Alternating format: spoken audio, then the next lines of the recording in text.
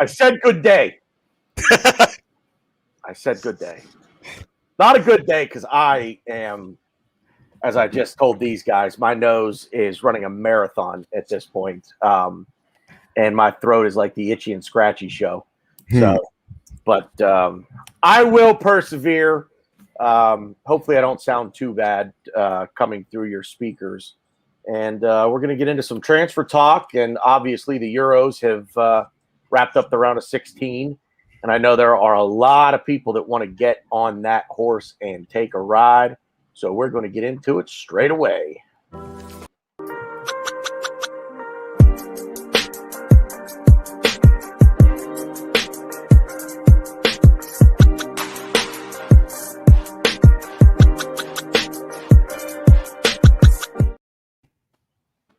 Okay, maybe not straight away. 30 more seconds.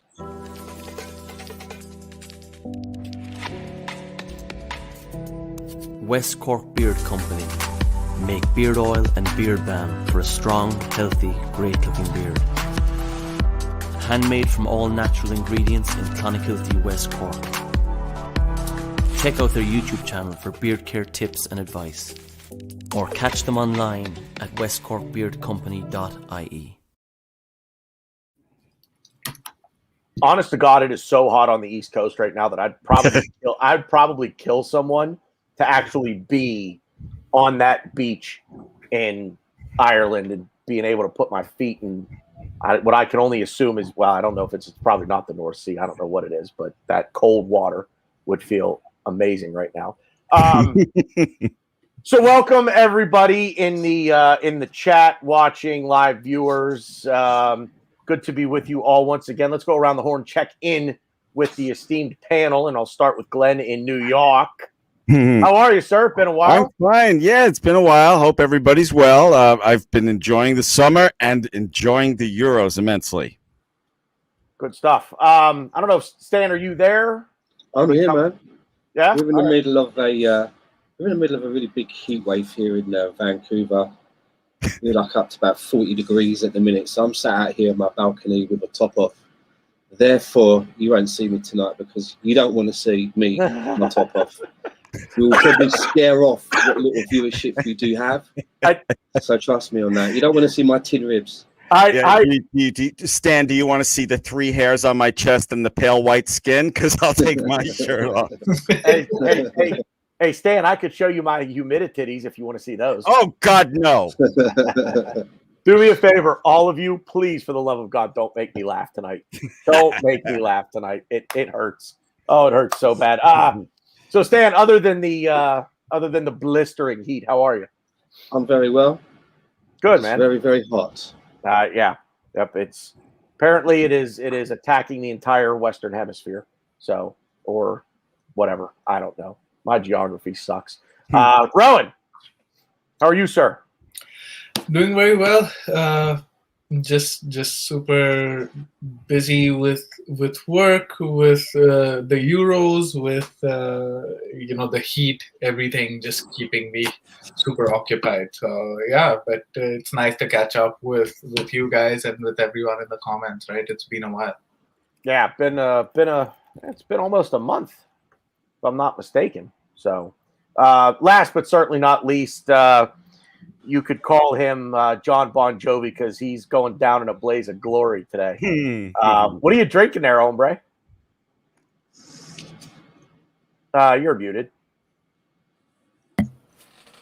No, that's nothing. Which, funny you asked me what I drink. I'm just getting my beer of the week out of the way because I'm going to offer you as much passion as I can because I'm pretty down in the dumps. I've been a fan of the German national team way before Arsenal. I grew up watching German soccer. My grandma, off the boat German from Stuttgart, raised me. So always upset when they go out. I tend to get more upset with them than I do Arsenal sometimes. But yeah, so my beer of the week is an offering of passion. You can see it. It's like kind of a lame logo. It's nothing cool, but it's by American Solera. It's a sour Indian pale ale. Milk, sugar, vanilla, passion fruit. Sounds fucking nuts. But we're gonna get nuts tonight because I haven't talked to Arsenal with you guys in quite some time, and I feel like my girlfriend just broke up with me. So yeah, I'm wow. I'd be very disappointed if that actually ever happens. No. I just want you to know that she's stuck. So. She's stuck with me. But figuratively, of course. Yeah, it's always. I don't know. I guess it's different because with Arsenal, I feel like it's like a slow decline. Like, I mean, there are games that like rule you out of certain tournaments and cups and stuff. But like with Germany, every 2 years you get a little hope. Every 4 years the World Cup, every 4 years the Euros. So it stings a little bit more. So obviously we know who Glenn is supporting in the Euros this year. It's right over his right shoulder. Every year. Obviously, Ryan just went on a diatribe about how shitty his life is. Pretty much. Stan, Stan, you've got ancestry a bit of a little bit of all over the place from over there. So, do you have a country that you specifically support in tournaments like these? Well, obviously, yeah, I am an Englishman, but only from 2 generations. If you go 2 generations back, then it's all Scottish. Right. Yeah. So my folks my ancestors are originally Scottish, and I think it was just because of my great grandfather moving to Newcastle, to who he played for, that brought them down south. So my grandfather had like a Geordie accent, whereas his father and grandfather had Scottish accents. If you know what I mean. So I always it was nice to see Scotland getting back into a tournament. I haven't been in one for so long. But with my job and so forth and the times and that, I really haven't been able to see any live games. I mean, I really wanted to see the England-Scotland game, but, from what I hear, it was a bit of a snooze fest. I didn't get an opportunity to see the game today. I think the only full live game that I've caught was Netherlands-Ukraine. And other than that, I've seen sort of like highlights of games and bits that I've heard about. So I've been quite detached. So just to let you all sort of see where I am with international football. I used to be quite into it back in the 90s, but I have to say that I've probably been less invested in, international football for some time now. I'm not one of those that has to sort of like move everything around and book a day off in advance to watch an England game. It's not really something that gets me cooking as much as the Arsenal does. So, I keep my eye on it. Obviously I'd like to see England win an international competition in my lifetime. It's something you can strike off, right? I've seen that as much as I'd like to see, Arsenal win, say, the Champions League or something like that, right? But yeah, I've not. It sounds like I've missed quite some good games. Sounded like the games that were played yesterday were pretty interesting, with France and that. So when it comes to the Euros, I probably won't have that much to say because I just haven't really caught much of it. Yeah, Stan, you and I will be in that same boat because I haven't really watched much. I watched the first half of England-Germany today, and then I watched the second half on replay around about 7 o'clock tonight.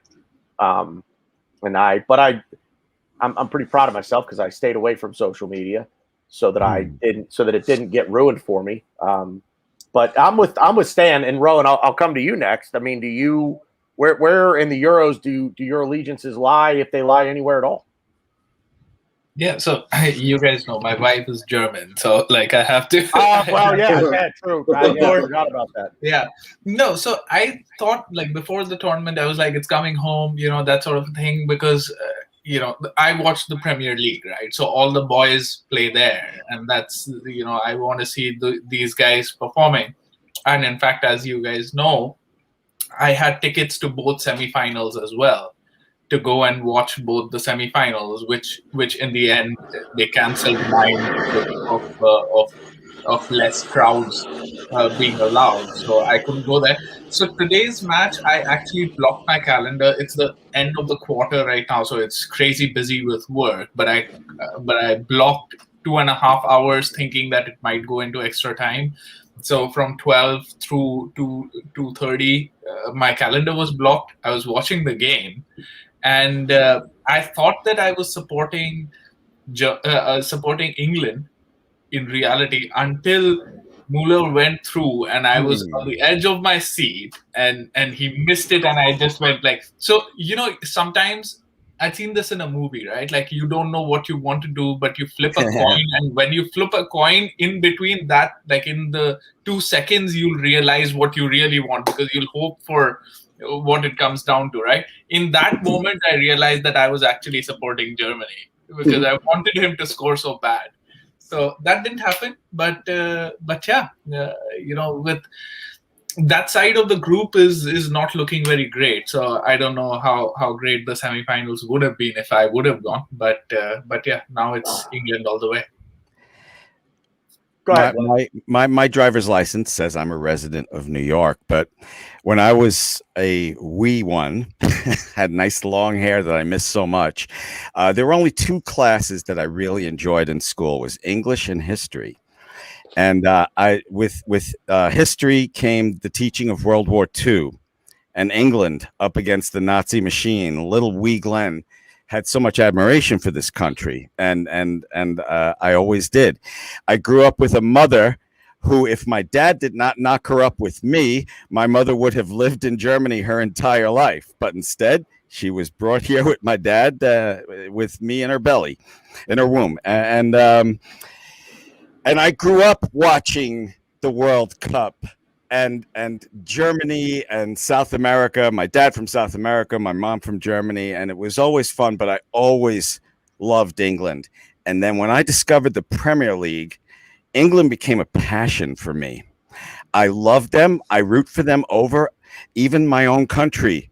I root for them even over the United States. Yes, wow. I do. Why? Because England gave, even if the States beat England, they're not going anywhere. So I'm not taking that loss. So for me, England, it's a love, it's a history. I'm always watching these videos. My number one goal in life is to go to England and go on the HMS Victory, go to Bletchley Park where they decoded the Nazis, machine during World War II. The Enigma. The Enigma machine. I freaking love England. They gave us football. They deserve to win this, and I will always root for them. And it's just something that was started when I was a little one. Learning history, England up against the Nazis, and it just grew and grew. And the Premier League, my passion for it went from love to a passion when I discovered the Premier League, and I learned more about England, and I learned about things like Newcastle, that beautiful stadium on a hill. I love it all, and I will always root for them, and I will never apologize for it, Mr. Germany shirt, who was yelling at me off the air.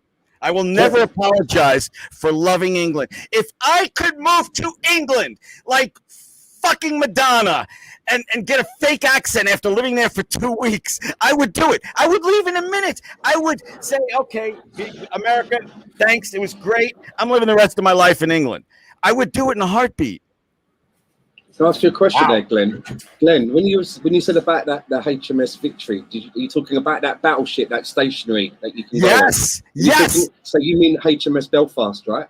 Oh, is that what it's called? But 2 things. No, but I wasn't saying it to trip you up. There's 2 things, because 1, my grandfather served on that ship, and 2, I used to live in Bletchley. Now you're making me look it up. Did I have it wrong all this time? It's not called the HMS Victory. Bletchley is not the kind of place you'd want to go on holiday. It's not all that at all. Bletchley. It's part of Milton Keynes. I'm going everywhere. I don't know about anybody else, but I'm pretty fired up right now. Like, Glenn, you just got you need anybody is there anybody that you don't like that I could beat up right now? Because that's what having listened to that, like, I'm ready to go. Well, you know what happened? I wish the audience could have seen Ryan foaming at the mouth that I was rooting for England, and that's what that whole emotional thing was. He was, how could you? My mother's German. We're not Nazis. What are you talking about? What are you talking about? Oh my God! Stop making me laugh. It hurts. What are you fucking talking about? I will never apologize. Oh my God! Before we move on, Tanner, people you want to beat up, I'll send you my list after the show. Awesome. I'm like, but But it's quite extensive. the caveat to it, Stan, is I'm going to need a pep talk from Glenn beforehand. Oh, Ryan, I love you, but don't question why someone in America would root for England. No, you know what? So because Ryan, you had some things to say. So take what you were saying off the air before we started, and just be careful. Don't lose us to any subscribers or followers. But I'm curious as to what it was that you were going to say. I don't know what to say. I had no idea Glenn was a redcoat. I can tell you, if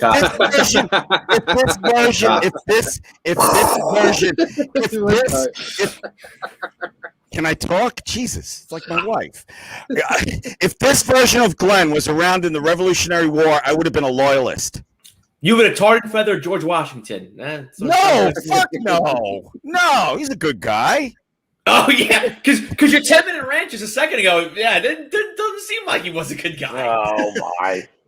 You know why the Revolutionary War started? Because we refused to pay taxes when the British helped us out with the French war, with the war with the French. We didn't want to pay Britain back, and that's how the fucking war started. And a bunch of rich guys didn't want to pay their taxes. Whatever you say, loyalist. I'm sorry. This is the way. Hey, Ryan, the question if everybody in the world, USA, who are you rooting for? I'm rooting for Germany. Yeah. Hey, I love my country. Fair question. It's fair. No, it's fair, Ryan. It's fair. I love my country. We couldn't even. But Glenn's not English, though. It's different. We could not even beat Borat FC to make it into the World Cup last time. Remember the American team? I don't mean Borat FC. It was a decent team from a small country. Wasn't it like Trinidad and Tobago we couldn't beat? Yes, I apologize. I think the last World Cup was Trinidad, yeah. Greg Ramjohn, who watches the show, I don't know if he's watching right now. He's Trinidad and Tobago. Is it Trinidad and Tobagoian? I don't know. I don't know what they're called. His dad's from Trinidad. I apologize. Two different places. Yeah, that's two islands. Yeah. I apologize. I did not. Ryan gets me worked up. That's why I said Borat FC. I'm sorry to the Trinidad and Tobago friend of yours, Ryan. It's okay. So what is it that you were going to say before we were like, no, because this is actually kind of good. I want to hear it, but save it for the show. Ryan, I promise. I'll give you the last word, and I won't say anything. All right. I like this. So this is great stuff right now. It's awesome. Not. I just, to me, I guess the way it comes off from most people, on social media and stuff, who are Arsenal fans, because that's mostly my Twitter. They're not English, but they're going to support England. I get supporting Saka. I was supporting him. I mean, well, listen, I'll have a little bit of a hot take. I'll actually take that back. I personally do not care how Saka performs in the Euros. I don't want him getting hurt for obvious reasons. But if he has a great tournament, if he has a crappy tournament, it doesn't bother me none. It just matters if he plays well for us, if he plays well for Arsenal. So yeah, there you go. Thank you, Shane. But yeah, Trinidad's actually not. I mean, they're not going to make the World Cup anytime soon, but they're not terrible in the CONCACAF. But anyways, yeah. So actually, funny enough, they actually lost a game a couple weeks ago, and they are not going to be in the World Cup. But anyways, yeah. So no, I think being more involved, especially with Twitter and Reddit, kind of more so, because now that my voice is being heard to people and I podcast. I'm a cool kid now. I just feel like I got a dollar.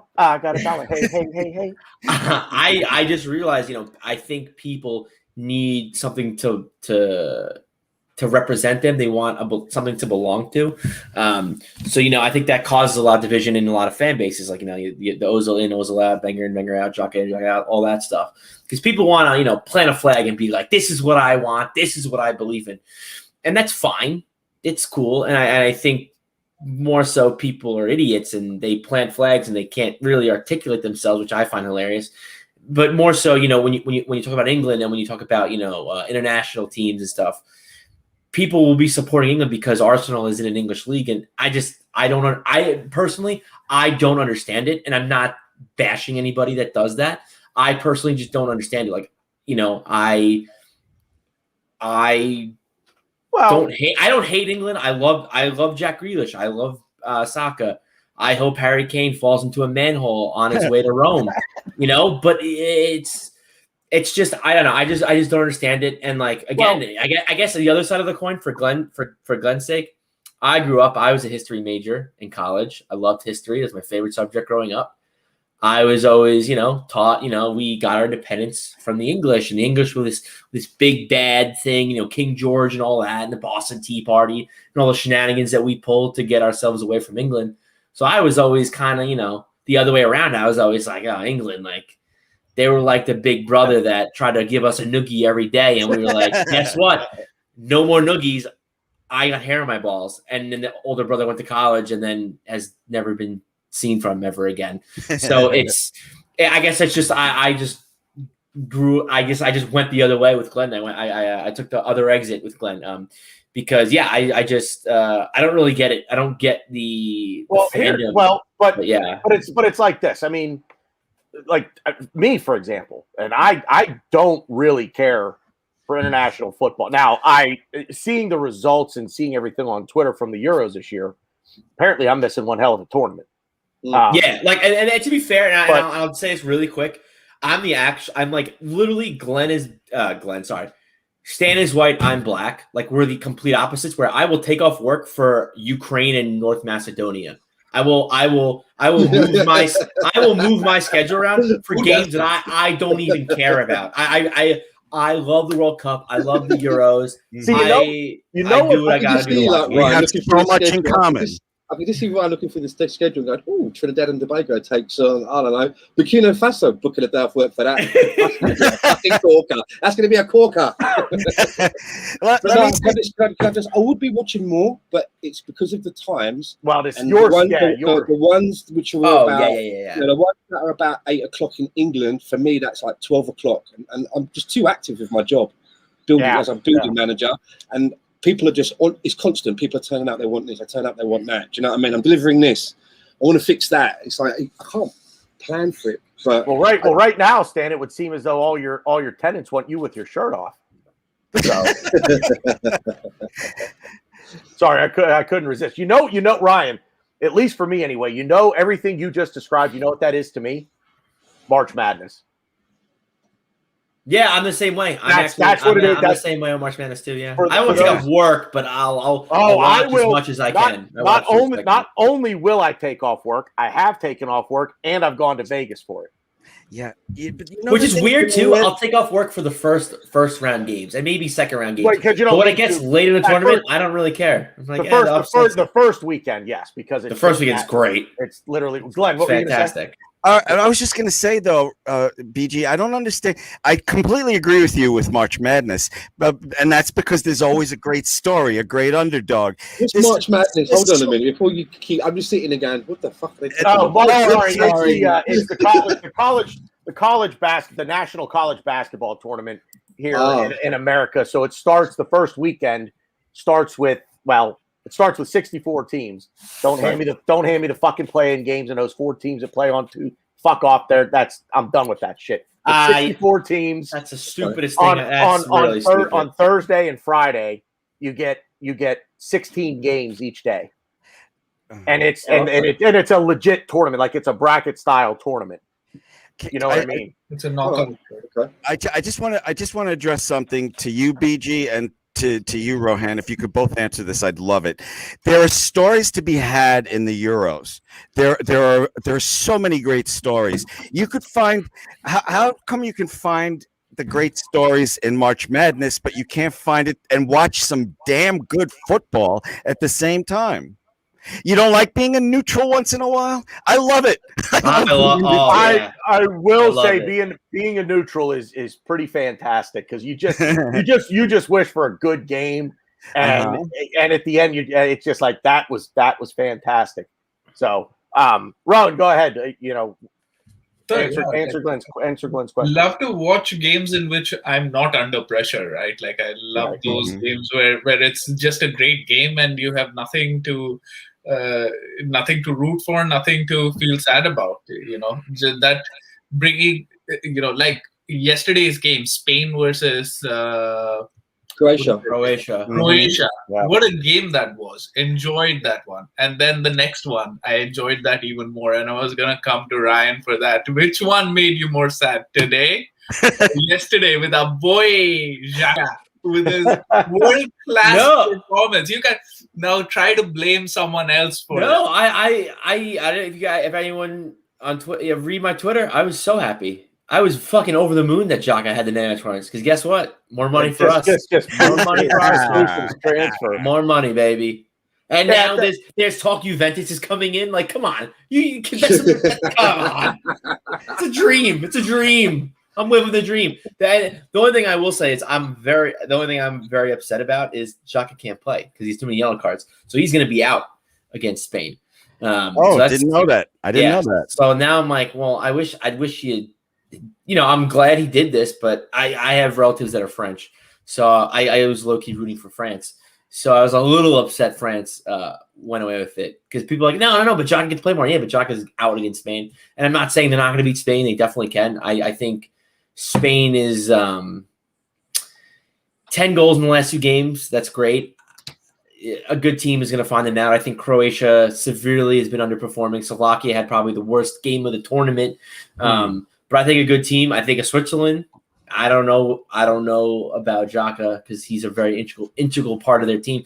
But like Stefan Zuber, he's been killing it. He's probably their best player the entire tournament. I know people are like, oh no, Xhaka is. I disagree. I think Zuber is their best player. This tournament, anyways. So hopefully he could do some damage against Spain because I think Spain is not as good as people are making them out to be. BG, can I give you the best 10-second segue you're ever going to hear? Man, I was hoping it wasn't a segue. I was just hoping it was going to be the best 10 seconds. You're gonna shut up. You're gonna love this. Oh, I'm sorry, I didn't mean that. Best 10-second segue ever. You guys ready? Part of the reason that I've been enjoying the Euros and my summer vacation is because I'm not paying attention to transfer stories. But the one transfer story that did get me riled up, because it seems true, is Ben White. Why the F are we paying $50 million for Ben White? We don't need a CB. How's that for a segue? Ooh. So I guess we're just wrapping up the Euro talk. I was trying to help. Okay. It's fantastic. We could use that maybe like in 10 minutes. Last time Stan wouldn't shut up about talking about Ainsley Maitland-Niles for 30 minutes. So I was Hey, that was me too. You too. Yeah. I should have known. Thank you. Stan, exactly. What were you going to say? Stan, go ahead. I was just going to say, Glenn, look up the word subtle in the dictionary when you get there. That's all right. It wasn't that subtle. If I didn't announce it, it might have been. If I didn't announce it, it might have been more subtle. I just have one quick question, and we could jump.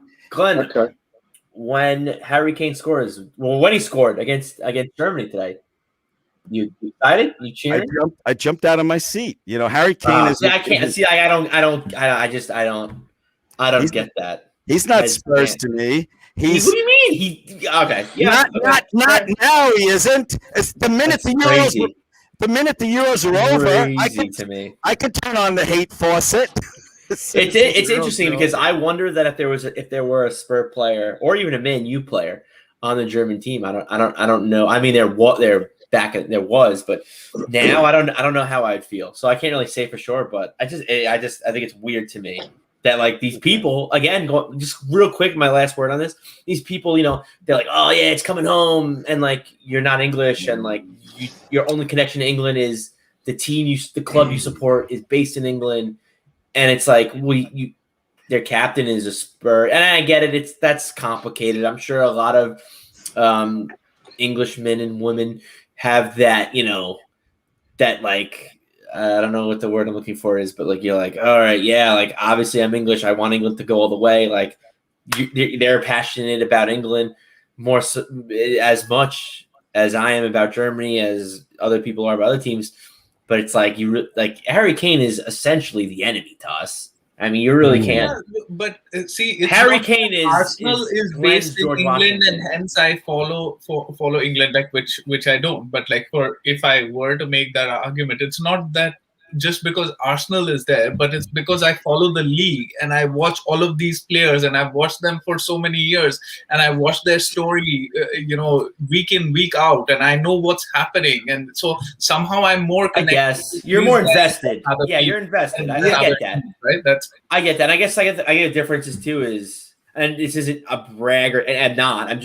I watch more than the Premier League, so I guess maybe that's why like I don't see that side of the coin, because someone who just all they watches the Premier League, I totally get that, because Southgate has come out and said it, and obviously you could look at the team; they're all Premier League players, so it's understandable. I get it. Well, not we'd all watch some amount of Bundesliga or some amount of La Liga, etc. But I'm sure all of us are watching like Newcastle versus Watford, and these stupid games, West Brom versus like West Ham and stuff. All of these games we watch. So we're not watching.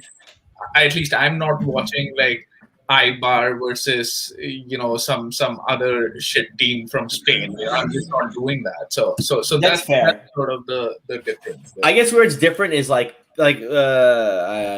Ikawawa said, it's not about Arsenal Tottenham, it's about England. And I think somebody from England or like an English descent, I think could decipher that. With me, I can't. I see Harry Kane, I see Tottenham. I see like I don't like him.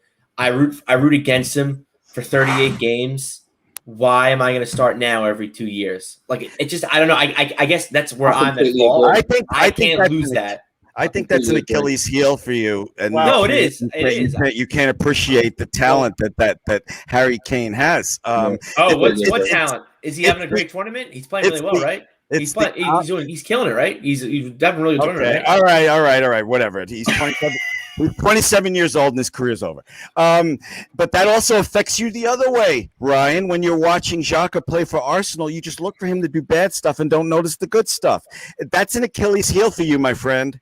No, I think this year I've noticed a lot of his good stuff. Welcome to the intervention. Yeah, right. I know. I feel like that's what I feel like. No, I think before the season, I think when it's funny, I can bring it up again. I think before I really started podcasting and like really kind of diving in with you guys, I was like that. I was just looking. I would be the first person to scream at the television when Xhaka puts one foot wrong. I was looking. I was watching the whole entire time. Listen, I'd scream when I saw him in the lineup, let alone putting a foot wrong. Yeah, exactly. But like I appreciate. He has had a better than his normal self season. I'll give him that. And I've kind of get when he was for me. I think he won 2 man of the match awards from Arsenal this season. So like I'll give him man of the match, but I guess where I'll kind of divert you, Glenn, a little bit is I'm looking long term. He should not be here long term. He doesn't fit this league. He's not good enough for us. If we want to get better, he's not good enough. And I know people will disagree with me, whatever. Obviously, this is a conversation for a different day because we're not talking about that right now or later, whatever. But like I guess I'm more open minded, and I kind of want to. I'm starting to look long term and try to be objective as possible. But I get what you're saying, and yeah, I think as far as the Arsenal top. I think you're drinking too many of those feminine beers because you're turning into my wife. I never said that I wanted Xhaka on the team. So don't. No. I didn't say you. I didn't say I'm gonna start calling you Michelle in a couple minutes. Oh. That's my wife's name. I fancy the name Michelle. No, I'm not saying you did. It was just an example. That's all. So yeah. the way that I described it on Twitter today. I love it. Sorry. Because this was all I've seen for the past 3 or 4 days when I would open Twitter is this game, this England-Germany game. And again, I am not a I don't want to say I'm not a fan of international football. I'm not a follower of international football. I guess put it that way. So I'm looking for a reason to find a rooting interest. I'm looking for a reason to pick one over the other. And the answer that I came up with after basically laying out my genealogy, as far as I understand it, on my mother's side, I'm the UK on my mother's side, English, Scottish, and Welsh. On my quick little sidebar here. So that I have a sperm donor father and I have the man that raised me, and that's my dad. The sperm donor side of me that actually contributed to all of this is German. So I'm like, but that dude could deliver me a pizza right now, and I wouldn't know it was him. So I know nothing of that side of my lineage, but my dad, my father, is Portuguese. Imagine it turns out you and Ryan are cousins or something. Yeah, right. Yeah. But my dad is Portuguese and Welsh. His mother was Welsh, or mother is Welsh, and his father's Portuguese. So I'm like, and I went through all of that, and then I'm like, so long story short, I like Bukayo Saka more than I hate Harry Kane, so I'm going to root for England. Can I just say because I know everybody on this panel loves football. I know football is a passion for all of you, but I have to say I really am I can't believe 7 of the top 8 ranked teams in the world are playing in a tournament, and you guys are like, I don't get it. Dan, I get it with you. You're busy. Rohan, I get it with you. You're either a student, a lawyer, or you're starting to be a student or lawyer. I don't know, something like that. or he's a dad. Let's throw. I've got to throw the dad part in there too, because you're a dad. Oh, and you're married, and your wife tells you who to root for, but still, it's 7 of the top 8 ranked teams. I love you, Rohan. I'm just teasing. So I rooted for England today. Like I said, I'm neutral in all of it. I'm not close enough to my roots to pick one over the other at any stage of this tournament. And I've just chosen to be busy and do other things than watch. But like Ryan said, Ryan grew up first on the international game, then gravitated to the club side of things. Me too. And so I think that's where the passion for the specific country, comes into play for you guys. Whereas I discovered the sport on the club side of things. The international game in the 80s and the 90s, especially in this country, was the only thing we had to offer were a lot of different cool venues. When we hosted the World Cup was it 96 that we hosted it? Who was it? Tony Miola was the goalkeeper or something? I don't know. I got nothing. There you go. There you go. Tony Miola. Was that his name? Did I get it right? Yeah, that's a stretch. Yeah, that's his name. I don't know if he's. I think he was a goalkeeper, but anyway. So back to Glenn's best 10-second segue ever. Oh no, I'm not helping with segues anymore. You're on. You already did, man. We're just you know what? We're just gonna relive it. Yeah, this conversation is gone. This conversation ended when Ryan said that he is black and Dan's white. Yeah. Talking about Dan White. I should have probably said night and day, but I couldn't. Even that doesn't really work. Yeah, oil and water would have worked a little bit better, I think. You're gonna be careful. You're gonna get cancelled now, Ryan. You know that, right? Yeah. Well, I said I was black and white. Ben White. There you go. Yeah. Thank you, Rowan. So, real quick, so Stan, I'm going to start with you on Ben White. This seems to be the transfer that is closest to being completed. 23-year-old center back from Brighton. Very good. It seems like it's good. This is a deal that's going to get done. A good deal, bad deal. Give me your opinion on it. If we've got 200-300 million in the kitty that's been sort of secretly, sent to us, and we're going to spend that 50 on Ben White. Yeah, fine. Don't really give a fuck. That's okay, whatever. But if we've got maybe, I don't know, 100 million to spend, and we've earmarked 50 on Ben White, then for me, I do think that would be a little bit over exuberant for what it is that we need. And again, it harkens back to that saying that you taught me, bearded one, which I say many, many times to people in all walks of life. That would be like mowing your lawn while your fucking house is on fire. Because you just, I don't know too much about Ben White. When we watch, when I do see Brighton, it's usually when they beat us. So I don't know. Maybe that's something good. Maybe that's something good in his favour. But I've always felt this. for the amount of money that we're going to pay to buy this Ben White, and for the age of of his age, and then making a comparison to say the age and profile of a Chambers and a Holding, and what we paid for those two players, then for me, if we're going to buy this kid, I don't want to see any of this. He's got to go out on loan for a year. I don't want to see. Stan, I have to interrupt you real quick, and I'm very sorry for this. Yeah. Arsene Wenger has joined us.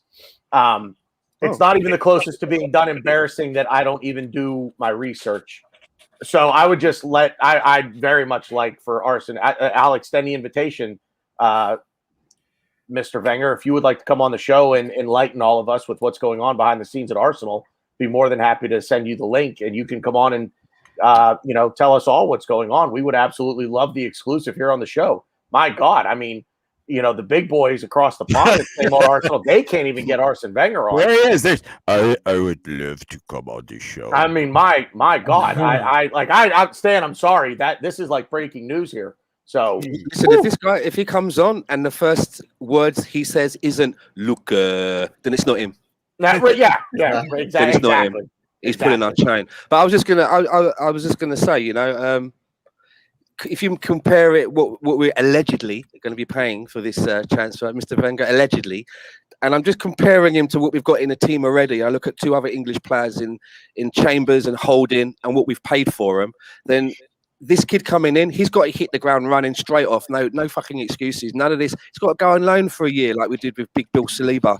None of this. He's got to settle. He's coming from Brighton.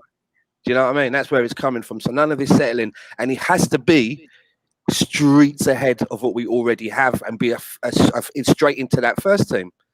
But my worry is that if he is going to be our right-sided right back, and who we're going to be pairing him with, Gabriel. After David Luiz leaving, our most senior centre back is Rob Holding, who splits a lot of people. Some people think we should be getting rid of him straight away. Some people think he's a good squad player, but in the centre back position now, he's basically, got the most experience, been with us the longest. So who is going to be guiding some of these young players? So I'm a little bit torn. I'm a little bit torn about this Ben White thing. Another thing I was thinking about is it possible that maybe, Arteta's been really clever about this, because we've just recently renewed Rob Holding's contract or extended it. So is it a possibility that perhaps maybe Saliba goes on another season on loan? Maybe he's not straight out of the picture yet, right? There's still plans for him. And then in a year's time, when he comes back, we actually get an opportunity to sell Rob Holding and make a little bit of money instead of having to run around now and maybe, lose him on the free with a year to go. And we still have this Ben White who's bedded in. I don't know, but Stan, I can understand that. That's, that is definitely a possibility if they're thinking like that. But don't you think that Arteta knows that he's got a short leash and he's got to get, shit done early? He's not going to have time for things like that, I think. I don't know. The thing that frustrates me about Ben White is I believe the story, so I researched it. He's just a little bit better than Holding, but he does have an upside. He's a good footballer. But why do we need him? Why do we need him right now?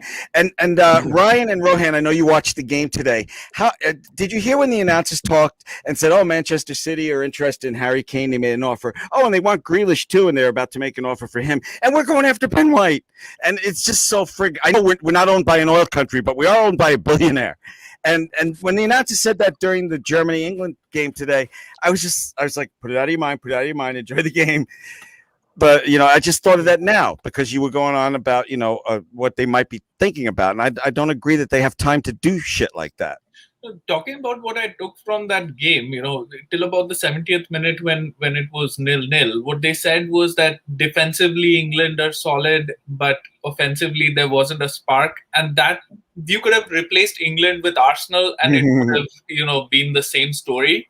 And that made me think, what's up with Ben White? Right? If he is going to be our biggest transfer, the problem, defense is a problem. But what Arteta has done is he's played so defensively that he shored up our defense to a certain extent. And our offense is where we lack, the spark. And so I would have thought that we'd go big in midfield and we'd go big in in attack with Aubameyang not firing, with Lacazette getting on and all of that. And then our biggest story seems to be Ben White, who like I'm not really sure, because we had all of this song and dance for Saliba as well, and then he's gone on loan, and now this guy's coming, whether he's going to stay or not. So I'm just not really sure. And sometimes this has made me sad over the summer, and maybe it started with last summer, where, like you, Glenn, I wasn't like super interested in the transfer. I haven't been looking up or researching like continuously, and maybe that's because Unlike Arsene Wenger our team has sort of fallen in that level, right? Like 5 years ago, we used to be linked to the best players, so even if we didn't get them, we'd be linked to them, so it would be interesting to hear. But now we get linked to players that that don't really have that sort of profile. They're okay players. They aren't exciting players or something like that. So that's essentially taken me away from it. So if they are going to do it, I'll support it. Of course, defense is the basis of having a good season. I do believe that.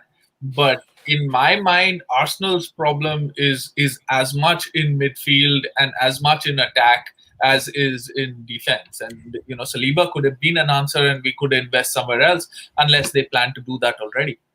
Question for everybody: do you think there's a possibility that we're buying this guy as a right back?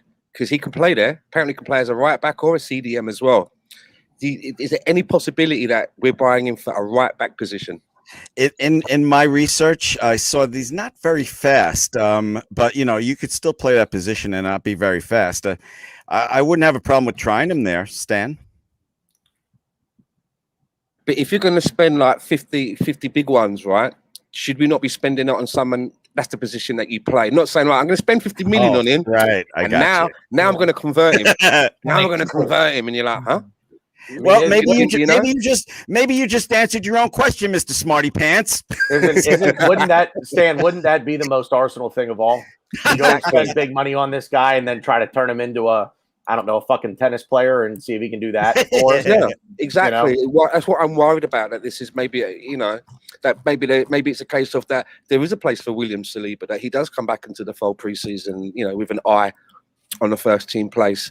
We've got two left-sided centre backs, right? We've got Pablo Mari, we've got Gabriel, and then who else is there? Chambers can play, Holding can play, Mavropanos can play. Mavropanos is gone. Oh, is he gone? Is he? Yeah, okay. He signed permanent at Stuttgart. So, okay, well maybe we are a little short then in that position, but 50 is quite a price though, right? It's quite a price, man. For where we are. I want to go back to something that Stan that you said, and Ryan, I'll start with you. So 50 million on a center back, when I think the consensus around the fan base is, okay, it's a decent signing. He should be good for us, but 50 million is too much. So does this say to you, if we're willing to spend that kind of money on a position that I wouldn't say we're in dire need of right now, does that say to you there's money to spend? Or is this Arsenal being Arsenal and, again, mowing the lawn while the house is on fire? All right. So, sorry, Glenn. I'm going to have to go a little long-winded, because I'm going to just talk about, because I think it sounds like I'm the only one that's all for this signing. I think it's wait. I agree with you 100% on that. I think it's a fantastic signing. I think he checks literally all of the boxes maybe not literally, but he checks all the boxes for us. English, Premier League proven, which everyone's crying out for. A Premier League proven player, great tackler, great with the ball, which is like the two things you need as a defender, especially with Arteta's system. You need to go with the ball, and being a good tackler is pretty good if you're a defender, especially a center back. He's 23, which is like a baby for a defender. And he learned from one of the best center backs, in my opinion, currently in the Premier League, in Lewis Dunk.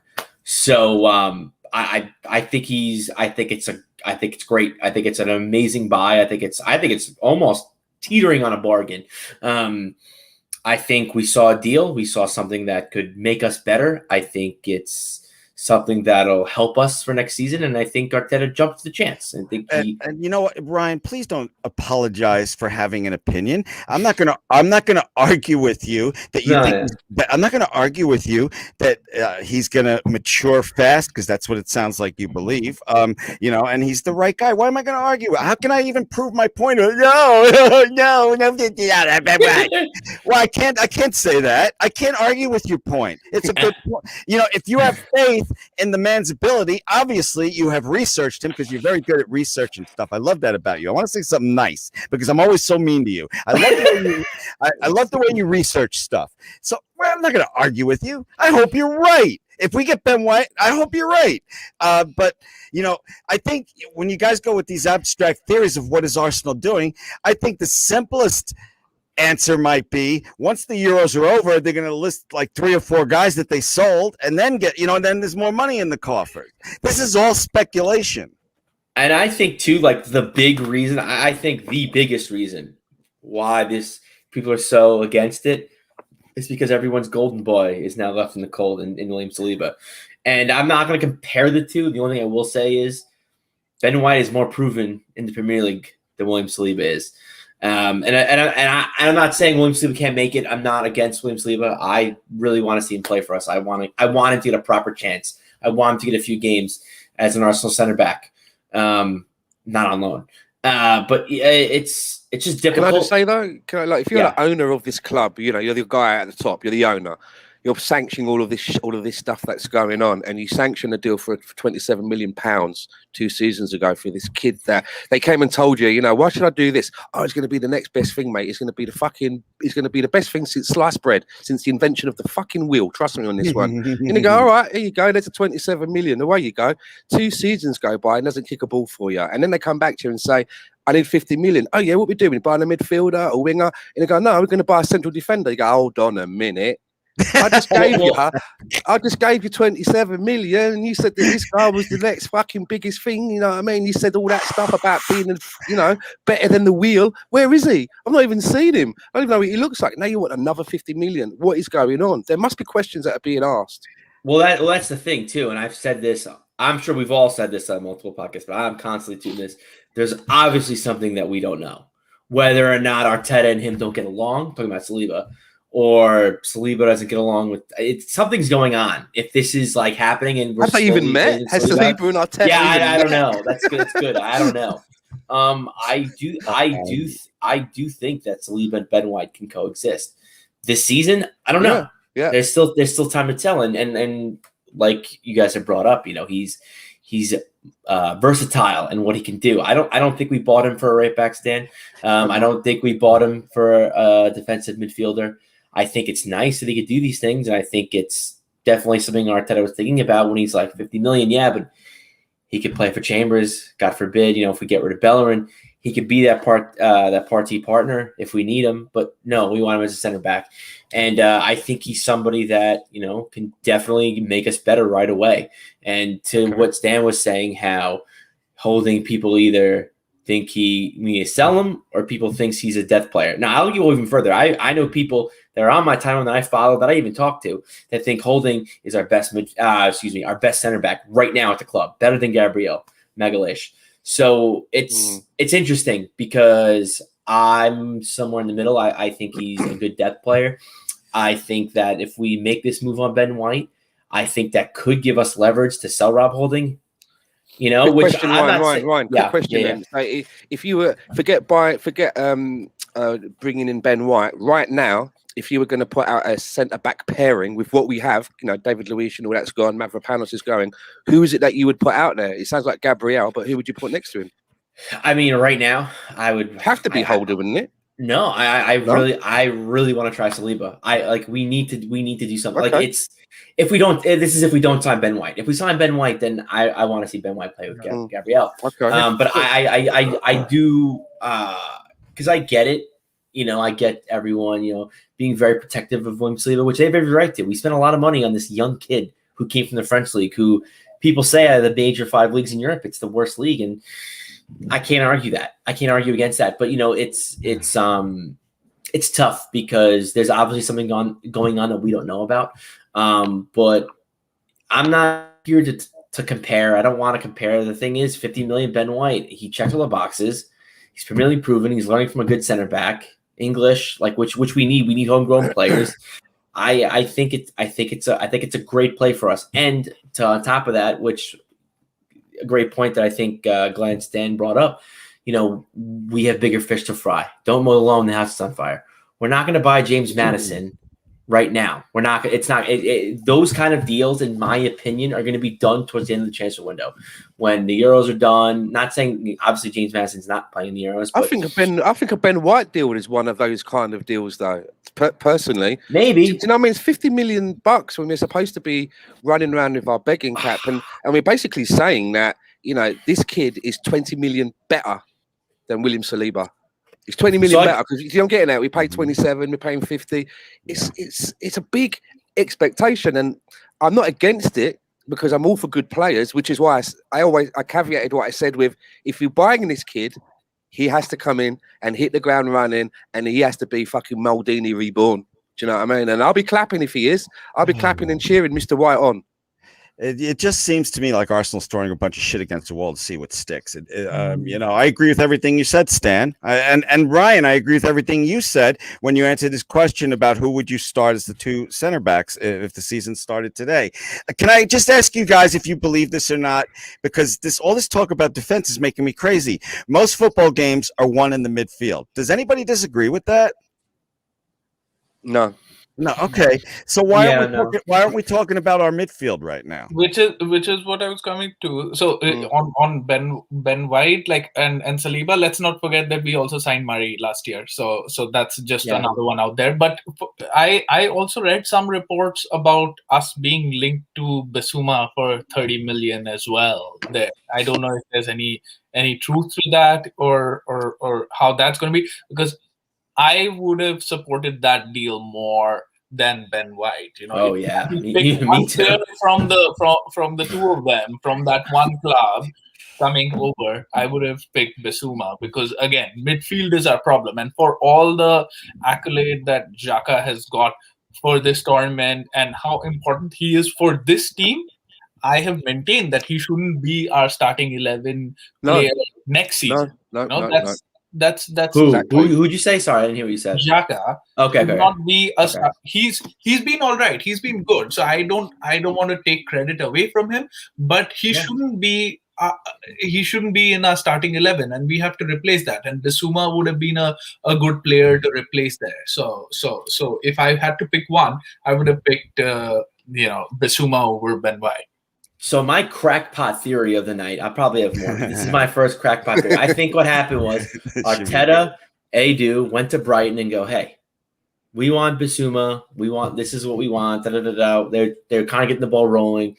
And like a gypsy kiosk at the local mall, I think Brighton go, okay, we'll talk about Bissouma. But Ben White, there's this guy, Ben White. He's a center back. He's young. He's English. 50 million. Because let's face it, you look at Brighton, they're solid in the back. They were notoriously last season. They finished 16th. Okay, 46 goals against for a 16th place team. It's pretty damn good in my opinion. They were definitely in the top half in goals against. What was their biggest problem? They don't have a striker. So I think what they're trying to do is they need to raise as much money as they can, because there's talks that they're linking Brighton to Patrick Schick, who's right now in Euros. He plays for Bayern Leverkusen in the Bundesliga. He's right now playing for the Czech Republic, and they're trying to raise funds. They're trying to raise money. So I think that's what they did to Arteta. They're like, Bissouma, he's like our best player. So like, let's kind of like take the spotlight off him and be like, hey, here's Ben White. So basically, the Brighton manager's like a Jedi, right? They went in there and said, "We want to talk to you about Bissouma," and fucking Brighton manager waved his hand in front of him and said, "These are not the droids you're looking for." No, you're right. Actually, they told him he's white, he's young, he's English, and he costs 50 million, so he must be good. Yeah. Right. And again, I do think it's a great buy, but I do think Brighton are trying to raise a lot of money because they know what their problem is. And I think in defense, they can get rid of Ben White, and I think they'll still be okay. They can still compete in the Premier League. They need a striker. I don't understand why these clubs don't be like, okay, give us 30 million for Ben White and give us Nketiah too. I'd be like, oh yeah, sure, go ahead. You know, not maybe those exact numbers in money, but because I don't Brighton know, understand why they're- probably because Brighton know that Nketiah shit as well. So And here's the thing too. I think it goes back to what I kind of was saying here about Brighton. Brighton are a tough, solid team. They're a very physical team. Eddie Nketiah does not fit them at all. Patrick Sheik does. Patrick Sheik is a big motherfucker. He's a physical guy. He gets elbowed. He gets elbowed in the nose. Gets Czech Republic a penalty. He's willing to. If he does that if the Czech, he'll do it for Brighton, and especially with the Premier League, that's more physical than the Euros. Let's be real here. It's more physical, more fast paced. I think Patrick Sheik could definitely excel. So what are they gonna do? Yeah, they need to raise funds, and I think that they could get more money for Ben White than Basuma, and I think Basuma is a better player than Ben White. So Brighton just see it as like a very good business, a very savvy business move on their part, where they get rid of a guy that's not as good for more money.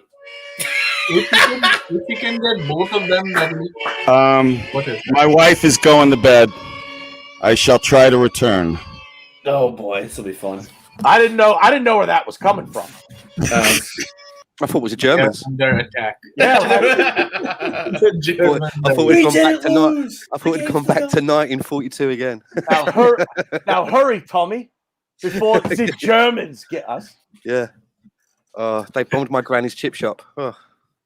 I would be excited if we got both of them because just validating what Ryan said. So I've played FPL throughout the season, and for that I've followed defensive stats for my defenders, and Brighton, like he said rightly, has been in fact in the top 3 in the Premier League. Yeah, the issue is not paying. So I don't know how much of that is attributable to Ben White, and definitely much more to Basuma because he was, kind of the star of the show. So if that's what we're looking at, shoring up our defense and our midfield, then I would be excited with the prospect of having both of them. But I want to see some attackers as well. Our attack was shit. We didn't score enough goals. Talking about Brighton not conceding goals, Arsenal didn't score enough goals, and that was a problem. So what are we going to do? I see these videos of Auba, training with a view and all of that. So maybe he's trying to, I don't know what he's doing, but we've got to get something done. This season can't be a write-off again. No European football. There's no reason not to finish in the top 4 this time. So, real quick, with Ben White and William Saliba, Rob Holding, Pablo Marie, Gabriel, who am I missing? Ryan, do any of the academy guys come up this year? Didn't I just see McGinnis? Yeah. So a bunch of people got sold actually in the academy, and the academy actually going through a purge. They're going to get rid of a lot more players. McGinnis just signed with Cardiff City, and there's talk that Ballard is going to go back out on loan to Millwall. That's right. Yeah. So yeah, I think it's. I don't know. I don't know if I'd want to loan anybody to Millwall, just because of the fans. But I mean, I do think he needs to get toughened up. I think he needs championship experience. I don't know why we just didn't send him back out on loan to Blackpool, but because they just got promoted to the championship. But I feel like you're missing somebody, but no, you're not, because remember promise went to Stuttgart. But yeah, I don't know. I don't think. I just think Arteta just wants to make deals. I think Arteta wants to just buy as many. Let me pose a theory. Yeah, kind of where you're headed here. So, no European football this year. So at most we're going to play 2 matches a week.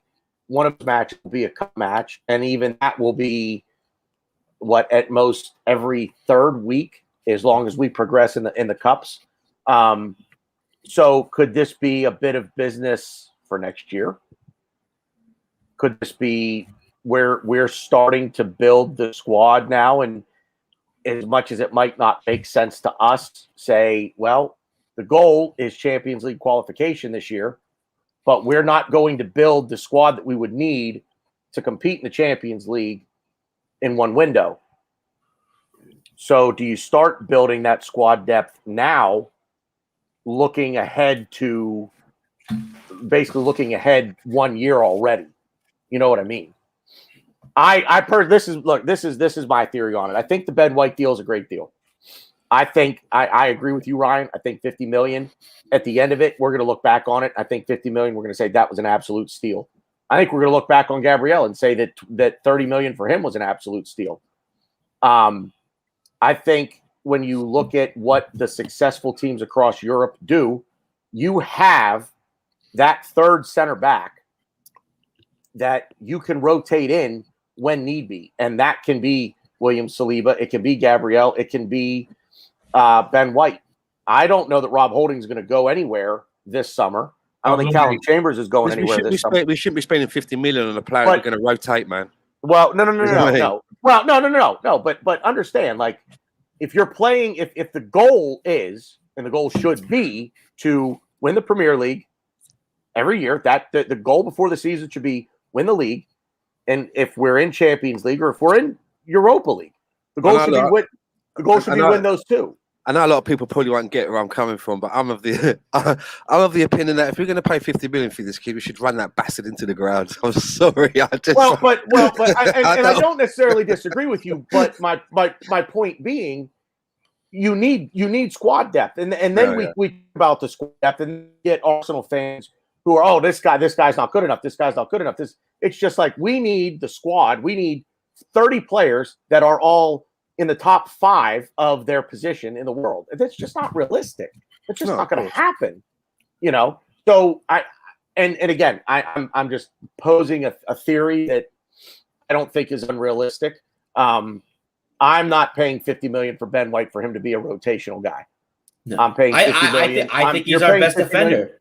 If Ben White comes in, I think Ben White right off the bat, from what I've seen of him, would automatically go to the top of the depth chart. For what Arteta wants to do, how Arteta wants us to play. I know some of you guys don't know what he wants to do, which I'm not gonna argue that, but for what I think what he wants us to do and wants to play. Let me guess here, He's our best player. Ben White's going to be, is he a player that can bring the ball out from the defence and he can do what David Luiz did, like cross pass it over to the left, cross pass it over to the right, spray it about a little bit, And he could tackle without getting sent off. So that's always good too. It's always good to have in your back. If this is a centre back that will start attacks from the back, I'm all for it. As I say, I'm not actually against it. I'm just a little bit like, as I said at the very beginning, if this is 50 million out of a budget of 300, carry on, mate. But if this is 50 million out of a budget of 100, then I'm a little bit like, I think it's stretched there, I'll just, and this is just pure numbers. I would say that it's 50 out of 150 before player sales. I don't even think Arteta and Adu are thinking like that. Like, okay, this is 50 out of. No, I don't think they're. Well, they have. I think they're just trying. They have to think like that. I think they're just trying to make deals, and then this goes back to my theory you don't make deals just for the sake of making deals. No. What I'm saying is this: I think Ben White was put out to them. Hey, I know you're from Basuma. Here's Ben White. Gave him the details. Whereas someone like a James Maddison, who, let's face it, I think we can all agree we need James Maddison more than we need Ben White. No matter who's better in that situation, we need a James Maddison more than we need Ben White. Correct. Yep. But Leicester City is not going out saying like, hey, we got James Maddison. James Maddison right now is a big part of Leicester's plans. I think Brighton are looking at the bigger picture, saying like, we need a striker. We may have to sell Ben White to like a big team, get like 50, 60 million for him and make a profit so we can sign a Patrick Schick or even someone better than him, because that was, they scored 40 goals and they conceded 46 last season. So, definitely scoring goals was probably a bigger Achilles heel for them than it was for us. But yeah, I just think that, someone like a James Maddison, I'm sorry, Gary, cover your ears, you two, Stan. But like, it's like an Ozil thing where you're going to get that done towards the end of the season because it's a big player. Granted, it's a little bit different because I think like he was leaving Real Madrid anyway. But someone like a James Maddison is not, he's not at the yard sale. He's in the back room behind all the smoke and mirrors in the basement with little old Timmy playing with Gavin, his teddy bear. You're not, Ben White is out on the table right when you walk in. because they need the money to fund other things. So that's why I think something like a James Madison is not going to happen right away, and that's why people like freaking out over like, oh, we need this. And I can empathize and I agree with it, but I think the type of player we need, which I think James Madison is a great player for someone we can get for the money. Jack Grealish is slowly leaving my brain, which gets me upset every day. But it's a deal that's just going to have a little bit of arm twisting. To me, a little bit of arm twisting from Leicester City, and they're good at business. Let's face it; they're one of the best teams at doing business in the Premier League. So, yeah, exactly. My biggest worry is that we hand over 60 million to Leicester City for James Madison, who I do like, and I believe for the position that he plays, the only person that beats him on stats is De Bruyne, which is something. But my biggest worry is that we hand Leicester 60 million. And you'll go and see how they'll spend that 60 million. They'll probably bring in 2, possibly 3 players, and we'll all be looking at that going, we could fucking do it with every one of them bastards. And I agree, but I agree, but like where we are and like the way we're rebuilding, the way our club is right now, we can't worry about other teams. We have to worry about us. And I think the only thing that I'm kind of upset about with all the players we're linked with, which I'm sure we'll go over a few of them, all these players would be fantastic for us last season when we could kind of like toss a season out and be like, yeah, we could like not qualify for Europa or Champions League. This season, it's like, shit to get off the pot. And it's kind of sucks because someone like a Ben White or a Lokonga, I think that's how you pronounce his name, or a Nuno Tavares, I know he's back up. But, players like that would be fantastic signings if we're starting to rebuild and we kind of have a season to kind of bed them in and kind of be like, we could do what you say, Stan. We could run Ben White into the ground. We could try Saliba out.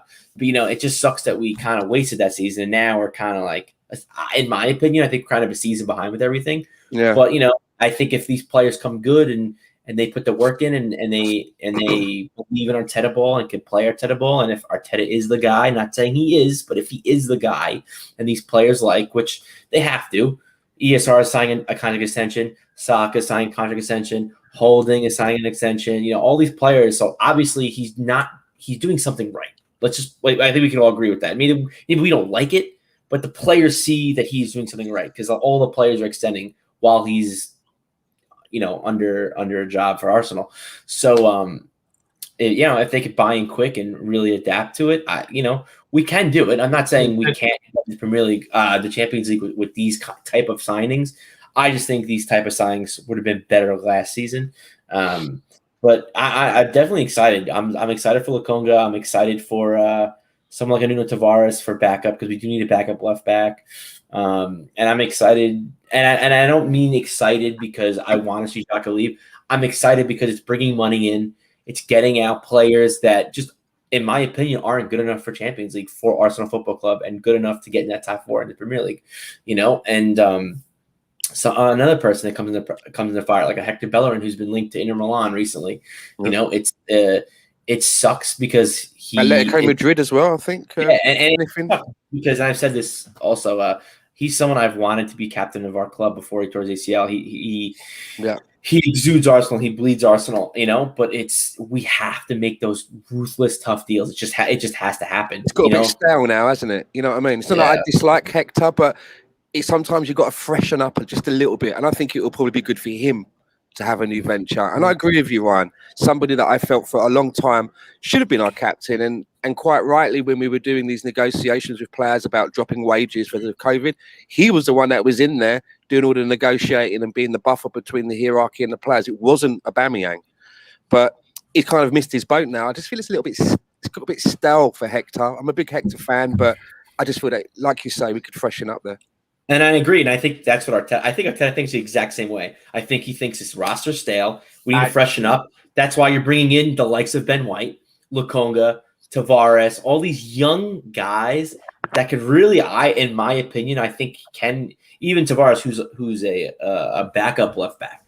I think he's someone that can help out. Maybe not so much because we're not in a European competition, but I do think that all these players can definitely make contributions, and I think they grow with the team, and I think that's what Arteta wants to do. I think Arteta wants to kind of plant the flower, bedded in, watered a little bit, and he wants everybody to just grow together because this is his team, and he foresees it to being his team for years to come.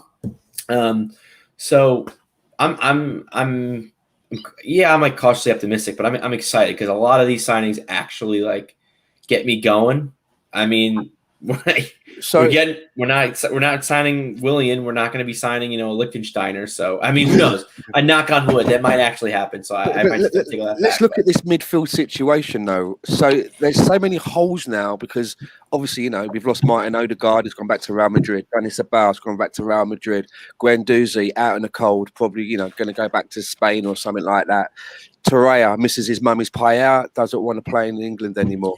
So there's a lot of holes that we're missing in that midfield. And we went out there, we laid the cash down. We went there in the middle of the night on a private jet, ran into the Liga headquarters at the crack of dawn, laid down the 50 bags and ran off with Thomas Partey. But now, there's such a glaring hole regarding that piece. And as much as I love ESR, he does need help. He can't be relied upon to play every single game in that role. He's a little bit fragile as well, muscle tissue. I think you've talked about it before in the past. Ryan has some muscle problems. So we have to manage this guy.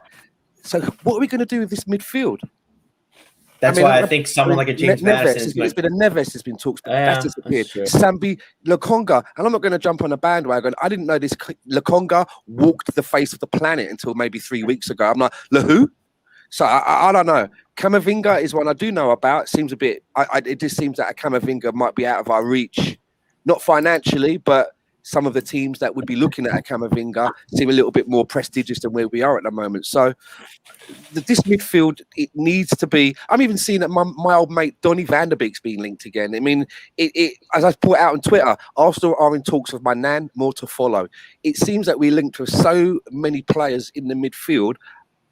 What do you guys reckon of all of it? I mean, is there anything in there that you think is something that we can take a bite on and say, yeah, this looks like it's going to happen? Or is it all like what you said, Ryan? It's not going to happen now until you think it's going to be a supermarket sweep, trolley dash right at the end of the window. I just want to say one thing, that in terms of players that we've been linked with, the scum have been linked with and turned down by more managers than we've been linked with in the transfer window. I would just like to point that out. The operative phrase there being turned down by. Yeah. So I just wanted to get that out there, but I digress. Rowan, what say you? You've been quiet for a little while. I was just listening to Ryan, and he's got me more excited and optimistic about the season than I've been for months, really. Like looking forward to it. The only thing that I didn't buy was that players are signing deals because Arteta is there. I think they're signing deals because there's more to it. Yeah, and I agree. Allow mediocrity in the club. That's the reason why they're signing deals, because no other place would they get these deals. We're signing these deals, and City, let Aguero go, or let Sane go, and players like that. So that's the difference between the clubs. So again,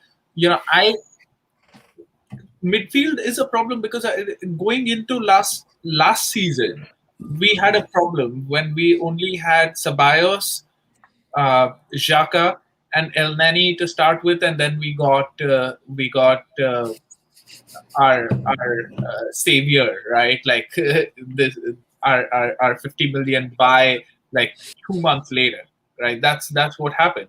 But now we're even in a worse position right now because Ceballos is gone, and we've seen that Xhaka and this one, what is his name, man? The Atletico Madrid guy that we have bought. Like, I can't just remember. Pereira? No, in our team, man. Like, I don't know. Well, he's linked with Atletico Madrid, Bellerin. Not linked with the guy that we have bought, who's worth RT? Thomas Partey. Thomas Partey. Oh, thank you. Yes, what? I can't even remember his name now. I haven't seen him in so long. So yeah, exactly. Thank you. So he's just changed his squad number as well to number 5, by the way. Yeah. Yeah. So we've seen that doesn't work. Partey and Xhaka doesn't work. Xhaka needs to go. He's being linked with Roma. He's being linked with everywhere. I've seen some videos of El Nani warming up and doing these videos, but the midfield is in dire straits. Somebody who put that in track was Odegaard, and he's gone now. So we have to concentrate there. But I think all of that is going to happen towards the end of the transfer window anyway. So, shore up the midfield, add a Basuma or someone, add an attacking midfielder, add a winger. These are players that we need to get. And if we've got a kitty of 150 million, then 50 million on Ben White maybe makes sense. Otherwise, I tell them to look elsewhere. Well, this is the way I'm looking at it. I think, and again, pure speculation, but it makes sense. And I'm trying to make Arsenal make sense in my brain. If I were running the ship going into the offseason, I would prioritize positions. What do we need the most? And but it doesn't always work out like that. Like, well, I no. get what you're saying. No, hear me out. I'm sorry. I was more responding to Rohan, but yeah. I have a list of the positions that I need to fill. Right now, does it mean that I need to fill them in order? Exactly. No, you can't. So, well, it's not that you'll fuck your transfer. If we literally went in order and go, okay, we're not signing anybody until we get an attacking midfielder. So we might not finish step one, and then okay, well, we're not taking anybody then. James Maddison is the top target as the attacking midfielder, as that creative presence in the lineup, and he's the top priority. And if we're going in order, Maddison might not come in until deadline day. No, it's not about order. It's about knowing how much of the kitty that you can spend. Well, but you've already blown up. But to that end, and you're exactly right. But maybe I'm being too optimistic. What? Me? Optimistic? Yeah, geez.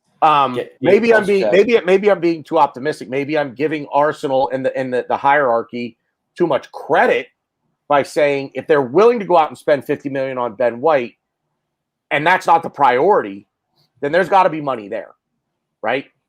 Because it come the end of the summer, and let's face it, my friend, Arsenal do very strange things. I know. You'll get no argument from me on that front, believe me.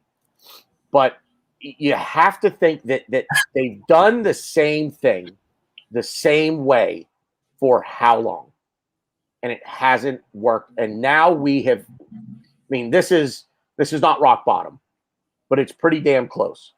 For what this club's expectations are. No European football, an 8th place finish, sitting in 15th position in the table in November, December of the previous season. Like this is damn close to being rock bottom without being relegated. And maybe that was the wake-up call to the hierarchy. I've read a few articles that this what's his name, Garlic. Is it Dick Garlic? Was that his name? Garlic bread. It's Garlic Richard. Bread. It's Richard Garlic. It's Richard Garlic. Yeah. But anyway, I've read a few articles that this guy is he knows what he's doing. He's been around this element of a football club for a long time, and he's gonna get the job done. There seems to be a lot of faith that he's kind of the guy pulling the strings behind the scenes now, which I think is what was needed, because you've got Arteta who needs to supply the information as to what are we looking for in a player. If we're after a central midfielder, what are we looking for in that central midfielder? Because again, Arteta plays a very intellectual style of football. It's not based on athleticism. It's based on this up here. So the most athletic midfielder in the world, if he don't have it up here, ain't going to fit Arteta's system. But the most intellectual midfielder in the world might not be the most athletic, but he'll fit Arteta's system a lot better. So you have those traits coming from Arteta, going to Edu, who oversees he's basically in contact with the first team in the academy, but then it's got to trickle up to somebody above Edu, and that seems to be this Richard Garlic guy. And from what I've read, and I've read this on The Athletic, so I tend to trust it. I I'm gonna put some faith in this new guy and hope that he gets the job done the right way. Finally, for fucking once. But isn't this what the offseason's all about? Hope springs somebody eternal, take right? the decision out of Arteta's hands because he thinks that he's too smart, and then he gets schooled every other week by like mediocre managers. That's what happens, right? Like, so you can't. He does that, and his mentor Pep Guardiola did that and lost the Champions League. So their minds are a little screwed right now. So we've got to trust somebody else, and I don't know, if the argument that we've hit rock bottom really counts, because the season before we finished 8th, that was pretty much rock bottom, and then we didn't do anything and we finished 9th. So I don't know. I'm just like I said, it's taken away, it's sucked away the interest and the enthusiasm more than anything else from me, because at one point we used to be close to the top, and now we're not even in the conversation for top 4, which is a problem. But yeah, if I don't know. Like, I don't know. We need some reinforcement in midfield and in attack to get me excited. I mean, I don't know. Ryan, I'm sorry, Stan. That's the coolest fucking thing ever. I don't care. Like, so it looks like you're on a green screen. So hold on, you're joining me live. You're joining me live outside Nakatomi Plaza, which we can see here in the background, and we're hearing reports that shots have been fired inside Nakatomi Plaza. That shots have been fired inside Nakatomi Plaza. So yeah, that's my die-hard green screen behind me. Yeah, come out to the coast. We'll have a few drinks, have a few laughs. I'd like to. It's fucking boiling here, mate. Seriously, it's like, what time is it now? It's like almost 8:30, and it's like fucking 28 or some shit. It's ridiculous. But I'd like to circle back on something that you said, Tanner. You're talking about, people like Richard Garlick, they've come in, that we've got someone in there who's going to like fucking steady the ship and all of that. I've got a big worry, because the first thing that he should be doing, the easiest task that somebody like a Richard Garlick has to take care of when it comes to our housekeeping, is just sealing up ESR's contract. Why in the hell are we allowing... Hold on. Why are we allowing someone like Aston Villa? It's all right if they come in with a cheeky bid and we laugh and go, no, you're all right. But there's a reason why they're coming back in with more offers. And the reason it basically is, right, they know and they can see that the obviously stumbling part is that we're not willing to pay Emile Smith-Rowe what either him or his representatives believe that he is worth in Arsenal's team right now. Because if we were, the deal would be done. And Aston Villa are watching this. That's what I think. They're looking at this and they're thinking, why is this taking so long to get done? They ain't willing to pay the guy. And they're negotiating. They're going back and forth. So I tell you what, we've got a bit of dough tucked away, and we'll give you what you want. We'll give her 110, 120 grand a week, because Kieran Tierney's just signed a contract for 110 grand a week, and rightly so. So what should ESR be getting as someone that we're looking to be part of our creative fulcrum going forward? There seems to be some squabbling, I believe, and that worries me, because you don't go back to a player, make a bid, and then go back with improved bids unless somebody's raised their skirt, even if it's just a couple of inches, because it's a conversation then that just goes into a vacuum. The representatives must be entertaining it. That's what I was going to say. It doesn't matter whether ESR's on holiday. I guarantee you his agent ain't. And even if his agent is, he's still like on that, because that's where they make their bread and butter. Well, I think the agent's just suckering Villa in, and I think Villa knows Grealish is gone, and Villa are like, what do we do? Oh, let's. And then, to be fair, I give Villa credit. We wouldn't do that. Put a bid in on someone like an ESR. I think ESR is signing with us, and I just want to backtrack a little bit from ESR to Rowan's point. Like, we're signing mediocre players. Tierney, Saka, ESR are not mediocre. They're probably the 3 most important players to our team. So the fact that they're extending with us, Arteta's got to be doing something right. I don't care. I'm not saying he's the guy. I'm not saying I'm Arteta in. We're going to win the league. I'm not saying that at all. But Arteta is doing something right. I don't know what it is. I really want to find out. Hopefully these players that we bring in will tell us. But I think the ESR thing is all smoke and mirrors. He's going to sign when he comes back from holiday. And I agree with you, Stan. I think his agent's kind of doing some shady biz. But that's what you want to do. You want to get your deal, you want to get your client and yourself the best deal possible. You want to make. I mean, that's just, and the fact is that that's just smart business on the agent's part. Look, you play both ends against the middle. You've got this Aston Villa story out there. They made the bid. I'm sure that there were personal terms, put forward to ESR. So, you're the agent. You go back to Arsenal. You say, all right, look, kid wants to be here, but we're not going to be stupid about it either. Kid wants to be paid what he's worth. So, but if we've got money to spend now that we're hearing, there's maybe 150. I don't know what it is. Put that. No, shit I to haven't bed. heard a number. We can just put this shit to bed. You know what I mean? We should be able to put that to bed and be looking at who we're bringing in. This should be an afterthought. This should not be. This should not be something. But what if I think the only thing left. I think the only thing left is for ESR to sign the contract. I think everything's done. I think ESR literally has to write his name on a piece of paper that's got an Arsenal stamp on it. I think it's the only thing that's left. And I think he's not present. He's on holiday. He's doing his thing. And I don't know. I think even hotels still have fax machines, man. I'd be like, yeah, but they don't do that. I'll be like, listen, ESR, go into your app store and download DocuSign. I'll send you shit. Just sign with your fingernail, mate. Happy days. I get that, but then you need a picture. You need a picture of him signing, or Ted on one shoulder, Eddie on the other, and him just smiling. What you want is ESR sat on a golden beach somewhere with his missus, with like the old Tika fucking shade over him when he's drinking a cocktail. In the distance, there's just a guy walking along the beach towards him, wearing a suit and a tie and dark glasses, carrying a briefcase. I mean, we're talking like it's 40 degrees, and a guy just walks up, sweating, opens up his briefcase with a pen and goes, Mr. Smith Rowe, if you'd just like to sign here, we will take this back to Arteta. He just got to sign that. The guy walks off in his suit again. He just gets back onto his margaritas. Happy days. That's how you do it, my old son. He trudges off in his Oxfords through the sand, shirt soaked with sweat. I can see this in my head, right? Like I can see the whole thing playing out in my head. You're Emile Smith Rowe sitting there with your aviators on, right? And you're just sitting there chilling. Next thing you know, some dude walks up. You don't even move. He just holds the thing up for you, and you're just exactly. That's and off you go. That's how Brian Moore got signed, didn't he? When he got his job, was it the Derby job? He was on holiday. They sent someone out to the hotel to find him on the beach and said, "Listen, we've got another job for you before you go over there." So it can be done. It can be done. Oh, it absolutely can be. But like you said, you also want the photo op. You want the announcement because. Let's face it, he's become an integral part of this club now.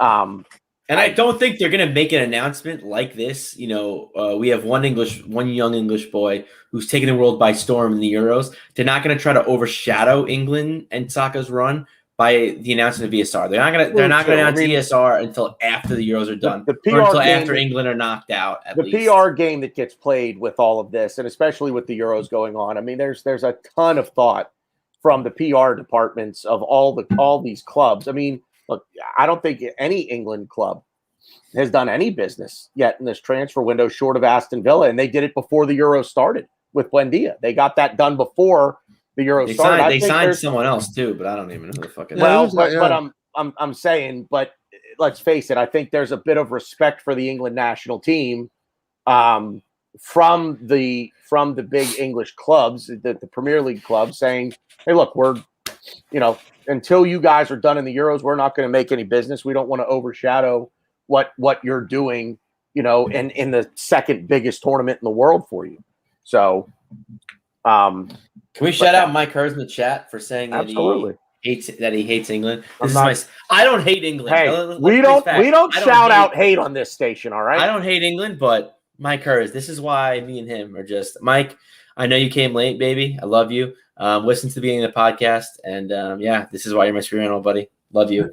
But yeah, I don't think anything is going to get really announced until Euros are over. So I think all this at the earliest until England are knocked out. And again, I'm going to stand by the fact that I'm not saying we don't have a certain amount of money, like a certain amount of money we need to spend, but I do think that it's like, okay, we have around a certain amount of money, and it's like, okay, we're going to check boxes. We're going to try to check as many boxes as we can with using that money. And I think our biggest chunk, which is probably going to be our attacking midfielder that we're going to sign, I think that's going to be that's going to be the final piece of the puzzle. So let me add, and all right, so Rowan, let me ask you, and I think because Ryan, I think you just answered the question, but you put the question in my head by answering it before. Just when I think I got all the answers, you go and change the questions, cowboy. Here's what I was going to say. So, do you think, Rowan, that we will spend more? Number one is the most important position, the attacking midfielder. Number two, for the summer window, is that the most important position we need to sign? Number two, do you think we'll spend more than $50 million on that position, given we're spending $50 million on a center back that I don't necessarily know that we needed? I think the most important position that we need is a number 8 or a box to box or a deep lying midfielder who can pass the ball around, right? Because I don't want Xhaka in the starting 11 because we don't know what he does, right? I would still say that we've got other players who can play in that attacking midfield role, be it ESR, be it Saka, with either Oba on the left and Pepe on the right, or Martinelli on the left, and whatever permutation combination that we want to do. But I would still think that our deep lying midfielder, box to box, I don't know if Partey is that box to box midfielder, then a defensive midfielder, whatever it is in that position, deep lying, that's the most important position. And if that costs 50 million, 60 million to get a quality player, then that's where we should be spending our money. And if we're spending 50 million on Ben White, then I'd assume that they'd have enough money to spend there as well. Because if they don't, then they'd be foolish. But again, this is Arsenal, and this is how we deal. We do one big signing and then we forget what our priorities are, right? Like this was our priority 2 years ago as well, and then we went ahead and bought Pepe, right? Like who was not a priority at that point. We spent big there and we didn't spend in other areas. So, I can't trust logic when it comes to Arsenal, or I can't trust Arsenal when it comes to matters of logic. But yeah, if I was running things in that way, I would think it doesn't matter what you're spending on Ben White. The most important position for me is that deep lying midfielder position, and you have to spend whatever you have to spend. And I completely agree with you. That is the most important position, in my opinion, too. I think it is. But we're going to spend the most amount of money on attacking midfielder. I think that's just the nature of the market. That's just the business. I think the attacking midfielders they're the most expensive right now. Yeah, they're just the most expensive players. So I think we're going to spend the most as on an attacking midfielder. But I think I agree. I completely agree. We need a partner, and I think we're getting there. And Mike said it earlier in the podcast. We're going to buy another partner for Partey besides Lokonga. He's 100% positive. So I mean, I would like to think that too, because I think Lokonga is a great player to have in our squad. He does exactly what I want. He's a player that's going to play in front of the back four. He's going to break up play. He's going to transition the defense into attack. He's the guy, and he's going to enable the Partey to play better. Ryan, I heard right. I mean, I don't know this kid. I heard that he's not being bought to play alongside Partey. He's bought as the next Partey when Partey's injured or when he needs to be rested. He comes in and does what Partey would have been doing.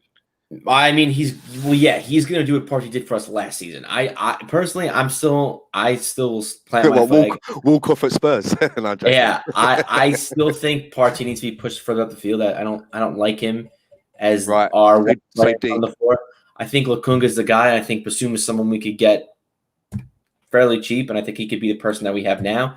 And I think Lokonga is the guy. I could see Lokonga and Basuma playing together. They do similar things, but I can definitely see them succeeding together. And let's not beat on the bush. Yeah, we just signed Partey, but he's not young. We're gonna need a young player to eventually replace him.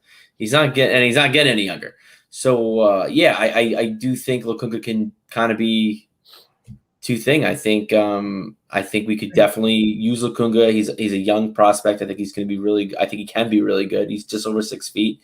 He's a big guy. He could break up play. I just said what he did, but I still think we have room for Basuma too. But again, like I said, I think we're going to spend the most money on attacking players because they're more expensive.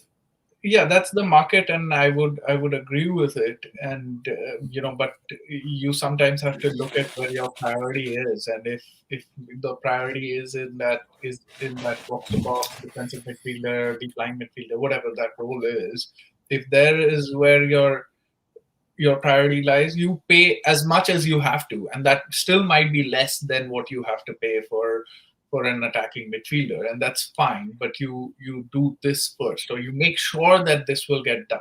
That's the way I agree. Yeah. business. And I understand all this talk about Partey is not young, and so we have to get somebody else who's young. But like, I don't know if it's just me. I'm like sick of playing the long game now because I've been playing them. I just said, these signings should have happened last season. I agree. This club, so there has to be something that you do in the now, and what you need to do in the now is get some players who are quality, who walk into our starting 11, who pick us from bloody 9th place and get us into 4th or 3rd. We used to mock the fact that Wenger used to think that this was a trophy, and now we can't get anywhere close to it. That's crazy. Let's face facts. Lokonga's not doing that, is he? Yeah, he ain't doing that. Not now. Maybe in a few years he might be, but he ain't doing that now. And as Rohan says, we're kind of living in the now, right? I mean, how long have we been at the Champions League now? Too long. Now we ain't in any European competition. We are living in the now. And while it's nice to be linked with some of these, it's a fine line, right? It's nice to be linked with some of these youngsters that we don't really know about. In fact, who's that? But then, we've also gone the other route, haven't we, of trying to bring in an established player like Willian, and look where that got us. So there's a fine line, Ruben Neves was, for me, a name that I was pretty excited about. But looking at our midfield, I think until we can get ourselves into a position where we're flexible enough, where we can put out a back four, and you can either have, a 1 in front of them with maybe 2 8s in front and play that way, or you're flexible enough to for some fixtures to have your back four and have maybe Partey and someone else in front, and then have someone like a 10 expressing themselves a bit further up. Until we've got the flexibility to be able to combine those kind of two sort of formations in the midfield competently, we're going to suffer. I think that'll just take time. I actually do think Lokonga can be a now guy. I don't know if he'll be as good. Yeah, I mean, it's definitely a high risk. It is. He's 20. He's 21. He's already the captain of Anderlecht, which is a big Belgian team, one of the best Belgian teams in Belgium. So to be a captain at 21 years, it's. I mean, he's on the Belgian Euro team. Yeah. I don't think he's ever gonna see the bench or even play. But I do think there's a player there, and I do think he can come good quicker than we realize. And so where would a Camavinga fit into all of this then? Would you say that Camavinga and Lokonga are quite similar? Because Camavinga's not a 10. No, yeah, Camavinga is very similar. I think. Similar age profile as well, right? Or was Camavinga a bit younger? Yeah, I think Camavinga is probably a way. In my opinion, I think Camavinga is a better player than Lokonga. But I mean, it's just tough because I personally don't think we're in for Camavinga. I don't think I think he said it in whatever his name, the fucking Romano guy. He even said we were never in for Camavinga. I think it's all speculation. I think he's a big Arsenal fan, and I think that's why it was kind of brought to things. But he his market value on transfer market is 60.5 mil American, but still it's a lot of money. So I think that Camavinga is someone we could go for if maybe Basuma's not doing too well, and maybe we could save money on a 10. But like I personally don't think we were ever in for Camavinga, and I don't see us going in for Camavinga. But I don't know. I hate talking about this just because I feel like there's so many like roads we can take. I know it's all rumors, all hearsay, and it's just like I just want the season to start, and I just want us to like announce our signings because this is just it's crazy. But I'm excited for it's crazy. Yeah, it's crazy. Not fully naked. Yeah. I'm excited for who we're linked with. I'm excited where we're going. I wish this was done last season with the type of signings we're making, but I'll be honest, if we do sign a James Madison, but we don't sign a partner for Partey, I'm gonna be upset. James Madison's a fantastic signing. He's gonna 100% upgrade us. He's gonna 100% make us better, but we're still gonna have that hole. And as much as I love Elneny, it's a big hole to fill, man. Big hole to fill. Best Arsenal midfielder last season, and I don't care, but he's not the answer for Partey next season for us. Starting anyways. I like the comment that the Assembled made. Arsenal are forever in transition and falling backwards by the season. It does feel like that. It feels like we've been in transition ever since Mr. Wenger decided to. We got rid of Arsenal, whatever you want to call it. We haven't fucking settled. It's big transition. Always. Well, I think we're a little split on how to feel about things moving forward here.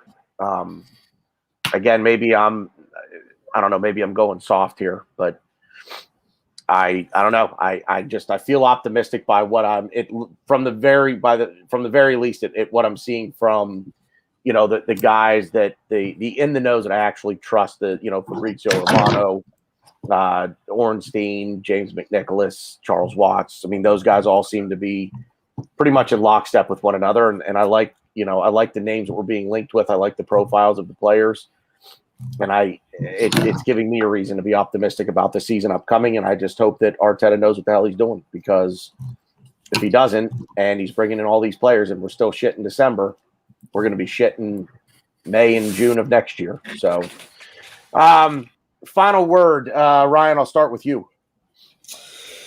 Yeah, I'm very optimistic where we're going. I think we're doing very good things in the window, despite what people may say. But I do think it could backfire very quickly, and it could go from a really good transfer window to a really bad transfer window. So just gonna wait on pins and needles and see. And shout out to Why Not, because I know he's a big our Spurs guy. But we're still here. Max had a kid, so. That's kind of taken things. Toby's with work crazy. Me and Mike have something cooked up. We're thinking of doing something for our Spurs War Tour when the season starts. And Manny just can't be arsed until we actually start winning games. So I don't know what Manny's situation is, but I miss him and the guys dearly. And I know Max would now call me a fag, but we'll be back next season, and now we're not dead. So. We'll be there. Good. Rowan. Well, Ryan had me more excited about the season than I've been in a while. But again, we'll have to wait and see. Enjoy the Euros. The business will happen after that. The shitty thing again about this season is that the transfer window will be open until 1st of September, right? So it doesn't close before the first game. And by that time we would have played 3 games, and the second and the third game that we're playing is against Chelsea and Manchester City.